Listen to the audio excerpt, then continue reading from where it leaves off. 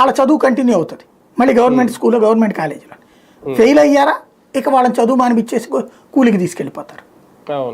ఆ రోజుల్లో చూసింది నేను ఇది. ఎప్పుడు ఇది 92, 94 టైంలో చూసింది. ఇవాళ అయితే ఫీజు రియంబర్స్మెంట్ వచ్చాక ఆ ప్రాబ్లం మ్యాక్సిమం సాల్వ్ అయింది.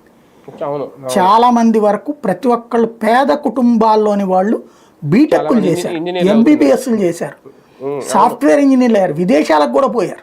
చక్కటి అవకాశాలు. ఇవాళ దేశ విదేశాలు 2008 తర్వాతన ఫీజు రియంబర్స్మెంట్ అనే సిస్టమ్ వచ్చాక, రాజశేఖర రెడ్డి వచ్చాక 2008 తర్వాతన వెళ్ళినటువంటి వాళ్ళల్లో అనేక మంది ఫీజు రియంబర్స్మెంట్ వల్లనే బీటెక్స్ ఇంజనీర్లు అయ్యారు, ఉద్యోగులు అయ్యారు, దేశవ్యాప్తంగా ప్రపంచవ్యాప్తంగా వెళ్ళగలిగారు. ఆరోగ్యశ్రీ లేకపోతే పేదవాడి బ్రతుక్కి భరోసా ఉండేది కాదు. ఎన్నో చావులు కనబడతా ఉండే. ఊరికనే మనం మానవతా హృదయంతో స్టోరీలు రాసుకోవాల్సి వచ్చేది. ఫీజు రియంబర్స్మెంట్ అనేటటువంటిది ఒక గుండెకాయ లాంటిది. అది అద్భుతమైనటువంటి పని జరిగింది. ఇప్పుడు ఆ ఫీజు రియంబర్స్మెంట్కి బ్యాడ్ డేస్ వచ్చినాయి. ఆ అమ్మఒడికి ఎట్లాంటి బ్యాడ్ డేస్ వచ్చినాయో ఫీజు రియంబర్స్ ఇప్పుడు అమ్మఒడి అంటే ఇస్తానంటున్నారు. ఫీజు రియంబర్స్మెంట్ ఇప్పటికే వాస్తవంగా ఒకప్పుడు ఎంత ఫీజు అయితే అంతా కట్టేది ప్రభుత్వం. ఇప్పుడు వచ్చేటప్పటికి రిస్ట్రిక్ట్ చేసేసారు, చేసేసారు బాగా. అప్పుడు రేట్లు ఫిక్స్ చేశారు. అప్పుడు కూడా ఇంజనీరింగ్ 30,000 అంటే పర్లా, అప్పుడున్న లెక్కల్లో 25,000, 30,000 అంటే కరెక్ట్.